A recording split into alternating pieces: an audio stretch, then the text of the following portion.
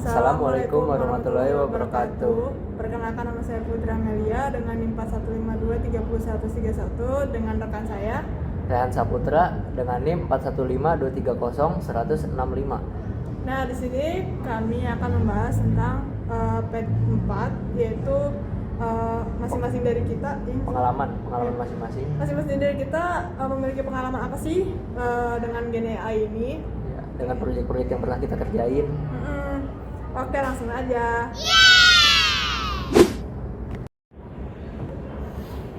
Nah, gue masih kayak nanya-nanya gitu deh. Kita gimana kalau misalkan kita itu sharing tentang pengalaman apa aja sih yang udah kita buat pakai AI generatif ini, kayak contohnya kayak proyek-proyek kita selama kuliah, atau ada proyek-proyek tugas-tugas gitu yang ada di generatif AI yang kita pakai AI-nya gitu. Boleh sih Mel. Selain kita sharing pengalaman, kita juga pasti dapetin ilmu kan dari pengalaman satu sama lain.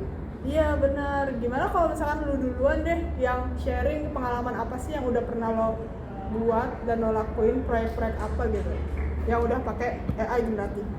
Oke, jadi dimulai dari gue ya, nanti nyusul baru pengalaman lu. Oke. Buat pengalaman gue itu, gue pernah bikin project dari ngoding dan itu pakai framework baru. Oke. Nah, itu gue bingung kayak gimana kan. Jadi akhirnya gue mutusin buat pakai AI generatif buat bikin gambaran sama alur step by stepnya gimana sih. Oh, jadi lu itu nggak cuma minta atau nyuruh AI-nya doang gitu, tapi lu juga kayak minta jawaban dari AI-nya langsung gitu, atau minta dijelasin lebih detail. Maksudnya gitu? Iya Mel, jadi gue tuh nggak cuma kopas doang dari si AI-nya. Kalau begitu mah gue sama aja kayak nggak belajar apa-apa dong. Iya sih. Terus gimana hasil yang ngebantu nggak AI itu di kehidupan lu atau di proyek-proyek lu itu? Dari segi efisiensi waktu sebenarnya ngebantu sih. Jadi pekerjaan yang butuh berjam-jam tuh bisa dikerjain secara langsung sama dia. Cepet juga kan, tapi ada tantangannya juga sih Mel. Tantangannya apaan tuh? Nah, tantangannya tuh jadi kayak kode-kode yang dikasih tuh sebenarnya kelihatan jalan. Cuma sebenarnya tuh kadang suka error, jadi kita perlu debugging lagi. Oh, berarti kita itu juga harus tetap butuh skill debugging ya kalau misalkan ngoding, dan nggak cuma pure dari AI doang ya? Nah, itu sih pelajaran pentingnya. Jadi kita tuh harus punya dasar-dasar pengetahuannya juga, nggak sepenuhnya harus percaya sama si AI ini. Oke, tapi selain lu buat ngoding itu, lu pakai apa lagi? Atau ada tugas-tugas lain selain ngoding? Pernah sih waktu itu ada tugas penyusunan makalah. Jadi gue nyuruh AI ini buat bikin kerangkanya. Nah, terus isinya itu lu tulis sendiri apa gimana? Nah, isinya mah tetap buat tulis sendiri. Cuma buat gambaran atau kerangka dari makalahnya gue nanya ke AI. Oh gitu. Tapi masuk akal juga sih. Jadi kayak alat bantu gitu buat mikirin struktur kita akan gunakan apa gitu, akan bahas apa ya. Jadi cuma struktur aja gitu yang lu minta. Kalau isinya mah tetap lu yang mikir kan? Sendiri ya, benar gitu. Oke. Nah, kalau dari pengalaman lu sendiri gimana Mel? Nah, sebenarnya kalau dari pengalaman gue itu sebenarnya lebih kebanyakan bantu riset sih. Kayak misalnya bantu riset atau ngerangkum materi, ngerangkum jurnal, dan gue itu meminta AI buat ngerangkumin jurnal-jurnal gue itu nggak cuma kayak nyuruh doang, kayak misalkan rangkumin jurnal gue dong gitu, nggak kayak gitu. Tapi gue itu ada kayak misalkan coba berikan gue poin-poin penting di dalam jurnal itu gitu, kayak gimana. Nah, nanti dari poin-poin itu gue itu bisa baca sendiri, kayak misalkan poin-poinnya itu A, B, C udah terstruktur gitu. Nah, nanti gue baca lagi jurnalnya, jadi gue lebih paham. Itu pasti ngebantu banget sih ya buat lu jadi belajar lebih cepet. Bener banget. Gue sih kalau misalkan pakai AI itu ya ngebantu banget gitu buat belajar gue sehari-hari. Tapi ya kita harus juga hati-hati kalau misalkan pakai AI, nggak asal langsung percaya gitu sama AI-nya. Kita juga harus lihat juga, harus baca juga dari awal, jangan langsung percaya sama AI. Kadang tuh kayak ringkasannya itu kelihatan meyakinkan, tapi sebenarnya tuh ada detail-detail penting yang kelewatan gitu. Nah, berarti sama dong kayak pengalaman gue ngoding tadi, sama-sama harus dicek dulu, nggak boleh ditelan mentah-mentah doang. Iya, bener banget. Jadi kesimpulannya itu buat gue, AI generatif itu enak buat dipakai dan gampang buat dipakai mana aja gitu kan. Terus mudah juga buat diakses kan. Tapi kita juga nggak boleh asal percaya 100% sama Gen AI.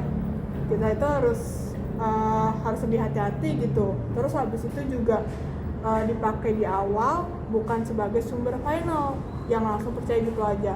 Terus pengalaman kedua gue itu justru dari proyek-proyek yang udah kita bahas gitu di P3 tadi.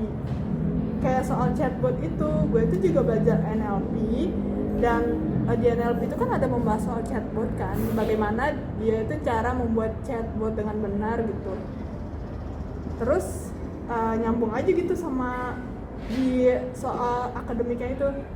Iya, bener juga ya, kalau dipikir-pikir emang nyambung sih. Nah, pas kita udah ngobrolin konsepnya, gue tuh jadi paham kalau misalkan menerapin AI itu di proyek nyata itu ternyata nggak sesimpel yang gue bayangin gitu. Bukan cuma tinggal kayak ngetik terus habis itu ngopas jawabannya, habis itu udah selesai, tapi kita juga harus koreksi dan terus banyak berpikir lagi gitu. Kalau misalkan AI ini tuh nggak sepenuhnya benar gitu kan. Terus habis itu kayak soal akurasi jawaban, keamanan data, sampai batasan topik yang boleh dijawab. Itu kan ya AI itu nggak menjamin semua itu nggak sih? Ya sih, itu juga jadi pelajaran baru sih buat gue sebenarnya. Kayak tantangan tersulitnya tuh dari AI justru pas bagian ngelatih dataset awalnya sama bikin aturan main dataset itu. Nah, gue setuju banget sih. Jadi kayak benang merah dari pengalaman kita berdua itu sama nggak sih, Han? Kayak sama-sama mirip, ya nggak sih? Iya deh, coba deh kita bandingin deh. Menurut lo apa sih persamaannya?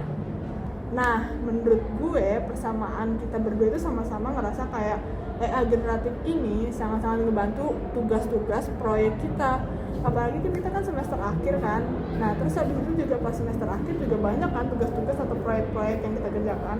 Nah, AI generatif ini ngebantu banget gitu bagi kita dari proses awal, entah itu ngoding, nulis, atau riset, tapi kita juga sama-sama kayak menemukan hasilnya gitu yang selalu 100% benar, tapi ya nggak selalu 100% benar kan, tapi harus dicek ulang dan itu nggak selamanya benar gitu. Kita harus benar-benar koreksi juga gitu. Bener sih, jadi intinya tuh generatif AI ini tuh bukan buat ngegantiin pekerjaan kita sebenarnya, tapi buat ngebantu kita ngejalanin hal-hal yang kita jalanin secara berulang. Bener banget. Kalau perbedaannya nih menurut gue itu ada di konteks pemakaiannya. Kalau misalkan lu ini kan merasa kalau misalkan AI generatif ini lebih ke codingan, membantu kayak cara berpikir ngodingnya gimana, terus awal strukturnya gimana. Sedangkan kalau misalkan gue itu lebih kayak ke riset, terus habis itu juga penulisan, ya nggak sih? Ya. Tapi tantangannya ternyata mirip-mirip juga gitu soal akurasi dan kebenarannya gitu dan hasilnya. Ya sebenarnya walaupun beda konteks, sebenarnya masalah dasarnya tuh sama gitu. Terus kalau ditanya nih pelajaran yang paling berharga itu dari pengalaman kita, menurut lu tuh apa sih, Re? Pelajaran yang paling gue ingat banget ya Mel ya, menurut pengalaman gue, jadi tuh kita tuh nggak boleh 100% percaya sama jawaban dari AI generatif. Harus kita verifikasi dulu jawabannya. Oke, setuju banget. Kalau dari gue sih pelajarannya itu AI generatif itu paling optimal dipakai kalau misalkan kita itu tahu kita mau ngapain aja gitu kan. Terus habis itu dia yang ngarahin kita yang ngarahin dia, bukan dia yang cuma ngarahin kita gitu. Atau kita itu jangan cuma nurut-nurut aja gitu sama AI, tapi juga kita tuh harus cross check lebih dalam lagi gitu kan. Nah bener tuh, jadi AI itu sebenarnya cuma jadi partner kerja kita aja sih, bukan buat ngegantiin kerjaan kita sepenuhnya gitu Mel. Benar-benar. Terus juga kalau misalkan kita rangkum nih ya, hasil sharing kita berdua tadi, kita tuh sama-sama punya pengalaman pakai AI generatif gitu kan.